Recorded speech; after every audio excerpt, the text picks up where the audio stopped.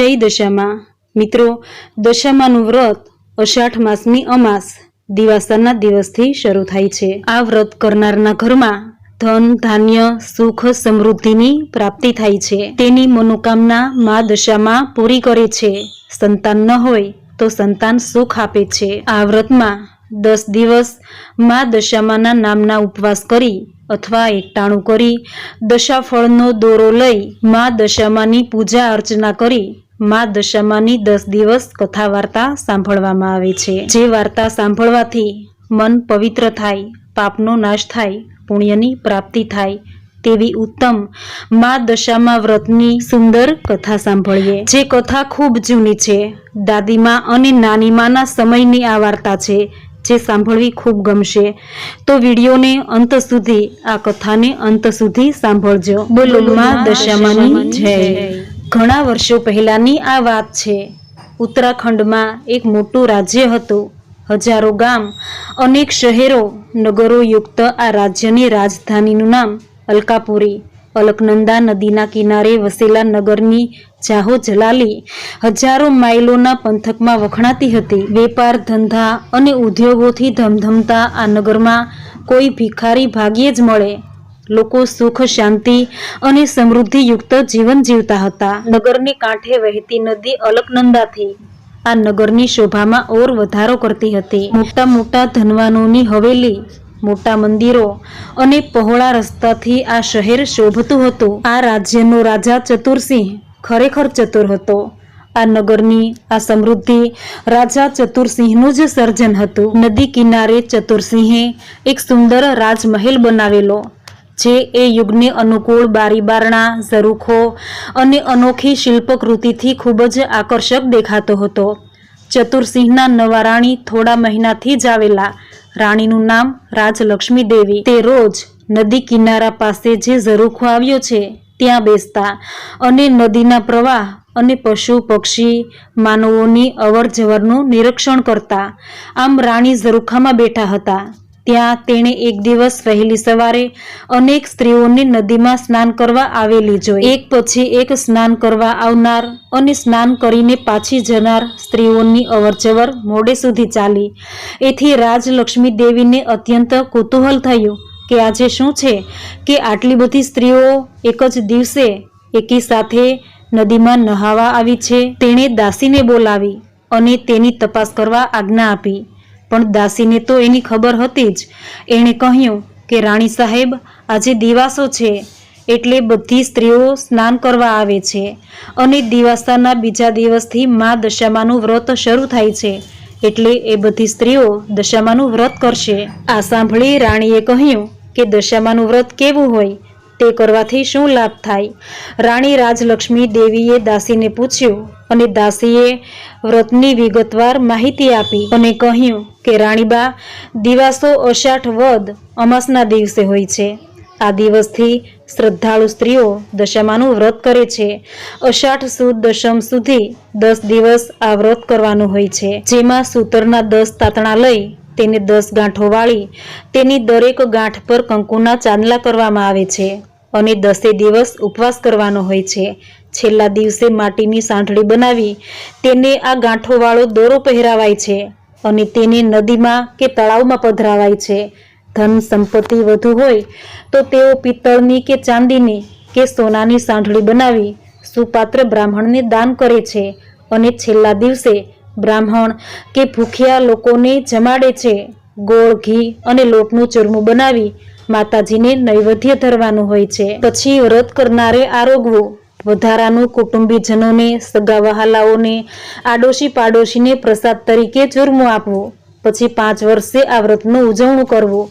ઉજવણામાં વિધિવત સાંઠળી બનાવી જળમાં પધરાવવી, બ્રાહ્મણોને જમાડવા, બ્રહ્મકન્યાને વસ્ત્ર આભૂષણો દાન કરવા। અને રાણીએ પૂછ્યું કે આ વ્રત કરવાથી લાભ શું થાય? ત્યારે દાસીએ કહ્યું કે આનાથી તો ઘણા લાભ થાય। જેની દશા બેઠી હોય તેને દશામાંથી મુક્તિ મળે, મન વાંછિત લાભ મળે, ગ્રહ દશાને કારણે પડતા દુઃખ દૂર થાય, તેની ગ્રહ દશા બદલાય, પતિ અને બાળકો પર માતાજીની કૃપા વરસે, તેનાથી સર્વત્ર સુખ શાંતિનો અનુભવ થાય। ત્યારે રાણીએ કહ્યું કે મારે પણ આ વ્રત કરવું છે, તો મારે કરી શકાય? દાસીએ કહ્યું કે હા રાણીબા, આજે જ શરૂ કરી દો, આજે હજી પહેલો દિવસ છે. અને રાણીએ કહ્યું કે મારે રાજા સાહેબને પૂછવું પડશે, તો આજે પૂછી લઈશ. જમવા ટાણે રાજા સાહેબ આવ્યા ત્યારે રાણી સાહેબે આ વ્રત કરવાની અનુમતિ માગી. આ સાંભળી રાજા તો હસી પડ્યા. રાજા કહે છે કે આપણે વ્રત કરવાની શી જરૂર છે? આપણને વળી કયું દુઃખ છે, કઈ ગ્રહ દશા છે અને કઈ ચીજ વસ્તુની ખામી છે? આ સાંભળી રાણી કહે છે કે કમી તો કંઈ નથી અને દુઃખ પણ કંઈ નથી, પણ ભવિષ્યમાં કોઈ આપત્તિ ન આવે, મન વાંછિત સંતાન મળે, સંતાનોને સુખ શાંતિ મળે. આ સાંભળી રાજા કહે છે કે એ બધા ગરીબોના વ્રત છે, આપણને ન શોભે. આપણી પાસે ઈશ્વર કૃપાએ ઘણું બધું છે અને કોઈ વાતનું નથી, માટે આપણે આ વ્રત નથી કરવાનું. આમ કહી રાજા તો ચાલ્યા ગયા, પણ રાણીના મનમાંથી આ વ્રતની વાત ખસતી નથી. ખાવા પીવામાં પણ સ્વાદ આવતો નથી, ક્યાંય ચેન પડતો નથી.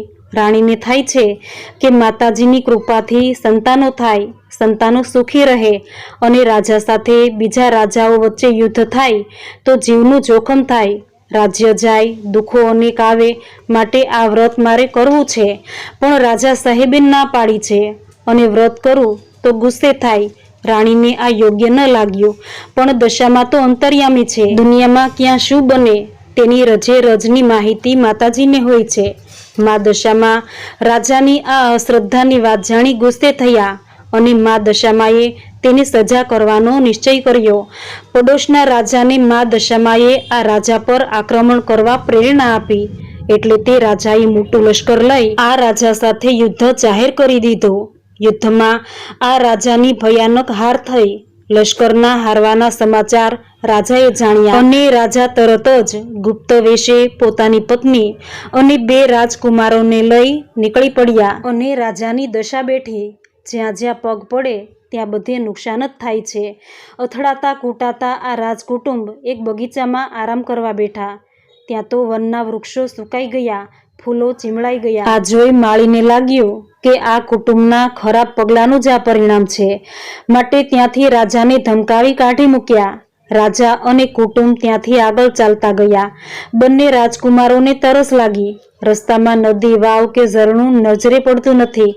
ઘણે દૂર ગયા ત્યાં રસ્તામાં એક વાવ આવી. ત્યાં પાણી પીવા વાવમાં ઉતર્યા. પાણી પીધું ત્યાં તો તેના 2 રાજકુમારો અચાનક ન સમજાય એ રીતે વાવમાં ડૂબી ગયા. ઘણી શોધ કરી પણ ક્યાંય ન મળ્યા અને રાજા રાણીએ ખૂબ કલ્પાંત કર્યું.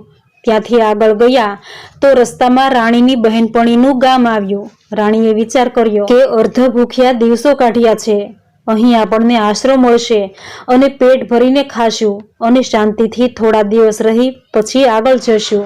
રાણીની બહેનપણીને ખબર પડી ગઈ કે તેની બહેનપણી યુદ્ધમાં હારી નાસી છૂટ્યા છે અને તેને જો આશરો આપીશું તો હાલમાં નવા રાજાના દોષી થશું અને આપણને વિના કારણે સજા ભોગવવી પડશે.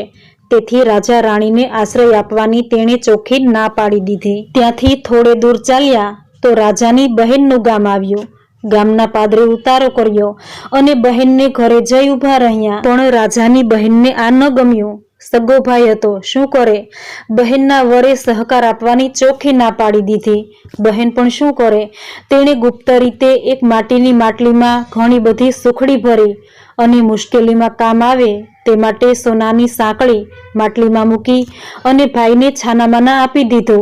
રાજાને બહેનની મજબૂરી સમજાઈ ગઈ, તેથી કંઈ પણ બોલ્યા વગર ચૂપચાપ આ માટલી લઈ ત્યાંથી જતા રહ્યા. ત્યાંથી આગળ નીકળી માટલી ખોલીને જોયું તો સોનાની સાંકળી હાથમાં આવી. તે જમીન પર મૂકી ત્યાં તો નાનું સાપોલિયું બની ગયું અને વૃક્ષની બખોલમાં જઈ સંતાઈ ગયું. માટલીમાં કંઈક ખાવાનું હશે એમ માની માટલીમાં હાથ નાખ્યો તો સુખડી તો ધૂળના ઢેફા બની ગયા. રાજા રાણીએ તો કપાળ ફૂટ્યું. વિપત્તિમાં કોણ કોને કેટલા ઉપયોગી થાય તે નક્કી થઈ ગયું. ચારે બાજુથી અપમાન, અસહકાર જોઈ રાજા રાણીના દુઃખનો પાર ન રહ્યો. માટલીને જમીનમાં ખાડો ખોદી દાટી બંને આગળ ચાલવા લાગ્યા. થાક અને ભૂખના કારણે અશક્તિ આવી ગઈ, ચાલી શકાતું નથી.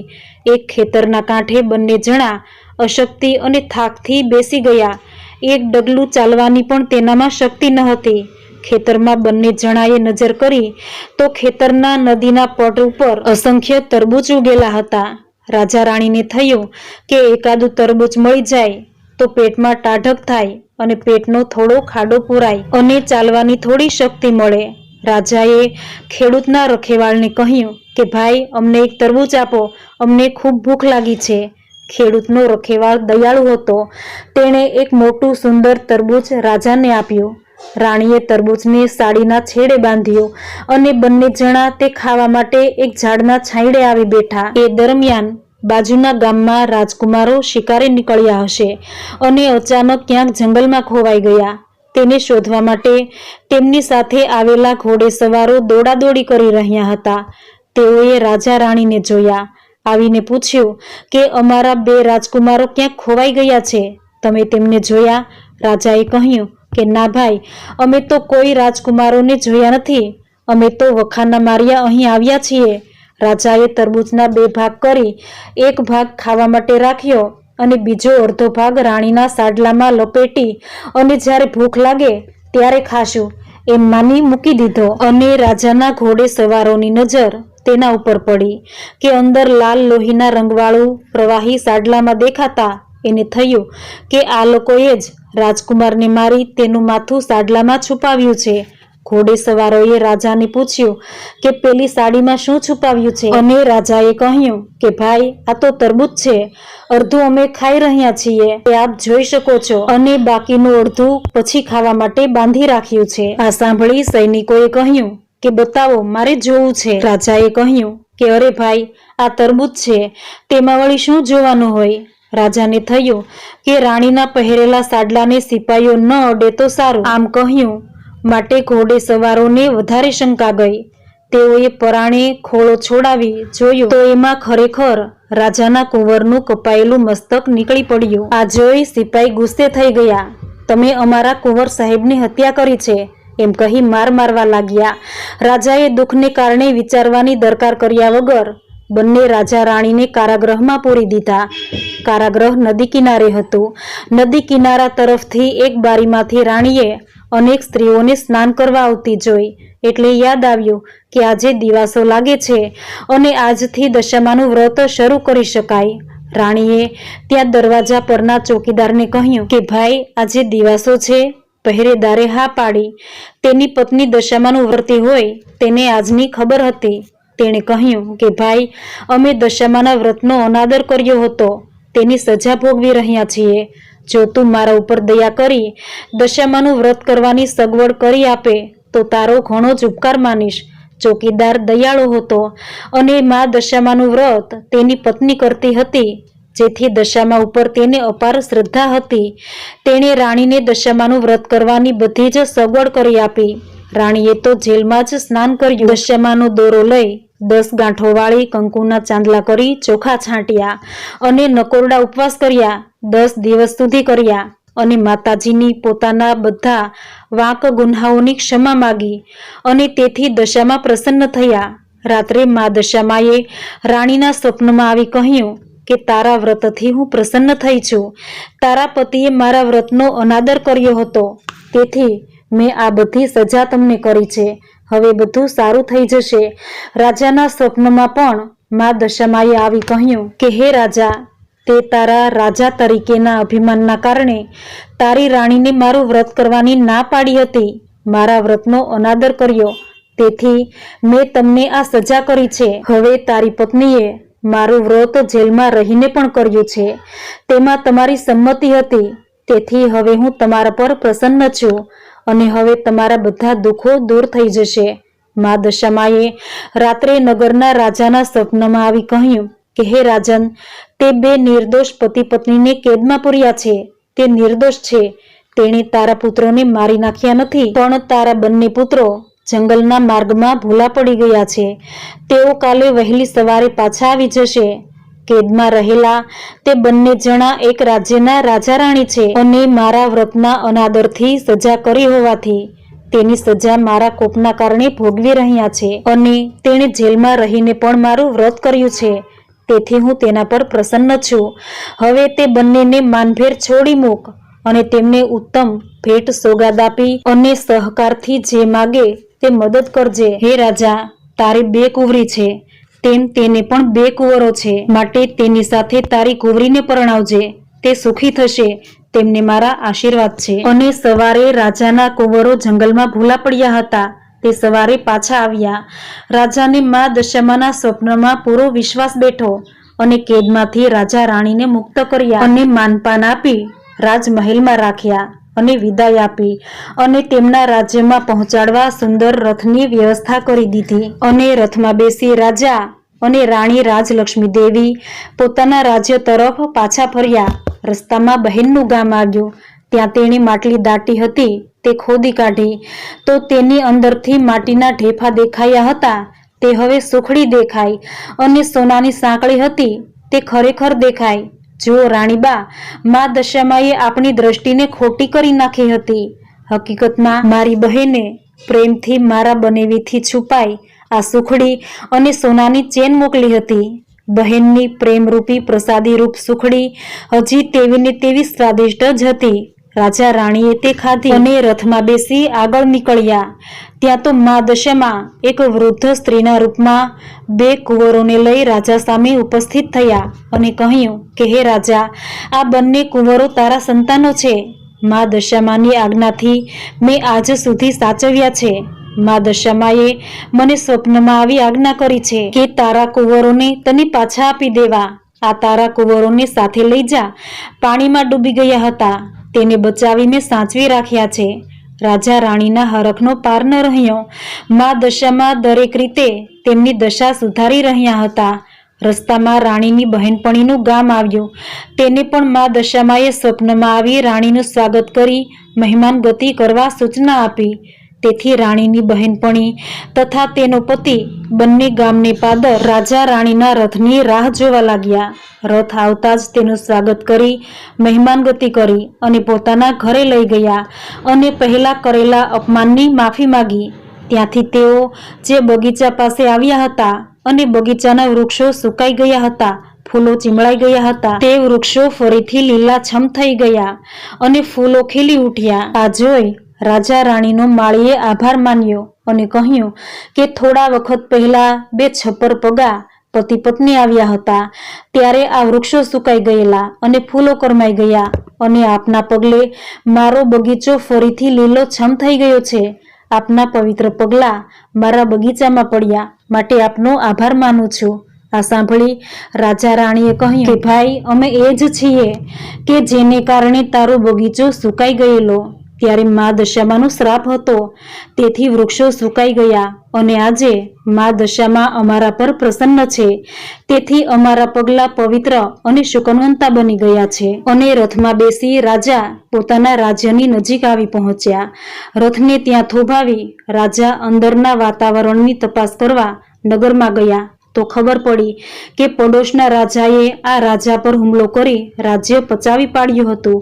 પણ એ રાજા ઘણો ક્રૂર હતો, તેથી પ્રજાએ બળવો કરી તે રાજાને મારી નાખ્યો અને બધા મૂળ રાજા ચતુરસિંહને યાદ કરી રહ્યા છે. અને રાજા રાજ દરબારમાં ગયા. ત્યાં જઈ પ્રધાનને મળ્યા અને પ્રધાન તથા બધા દરબારીઓ સેનાપતિઓએ રાજા રાણી અને તેમના બંને કુંવરનું સ્વાગત કરી ફરી ગાદી પર બેસાડ્યા અને રાજાને કહ્યું કે પડોશી રાજાને અમે લોકોએ મારી નાખ્યો અને તે રાજ્ય પર હવે આપણો અધિકાર છે અને ત્યાંની પ્રજા પણ આપણા જેવા ન્યાયપ્રિય પ્રજાવત્સલ્ય રાજાની પ્રતીક્ષા કરી રહ્યા છે.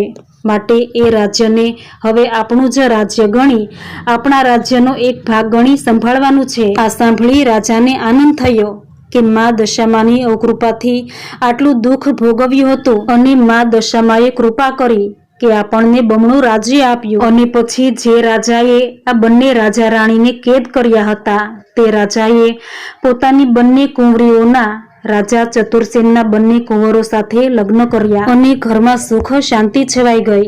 રાણીએ પૂરા 5 વર્ષ સુધી મા દશામાનું વ્રત ચાલુ રાખ્યું અને પછી ઉજવણું કર્યું. સોનાની સાંઢળી બનાવી બ્રાહ્મણને દાન કર્યું અને આખા નગરના બધા બ્રાહ્મણને જમાડી સૌને ભેટ સોગાદ આપી. અને રાજા ચતુરસિંહ અને રાણી રાજલક્ષ્મીએ સુખપૂર્વક રાજ કર્યું.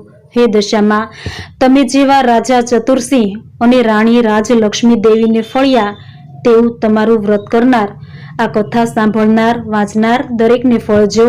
જય દશામાં. મિત્રો, આશા રાખું છું આજની આ કથા સાંભળવી આપને જરૂર ગમી હશે. તો વિડીયોને લાઈક જરૂર કરજો. કમેન્ટમાં જય દશામાં લખી ચેનલ સબસ્ક્રાઈબ કરી દેજો. જય દશામાં.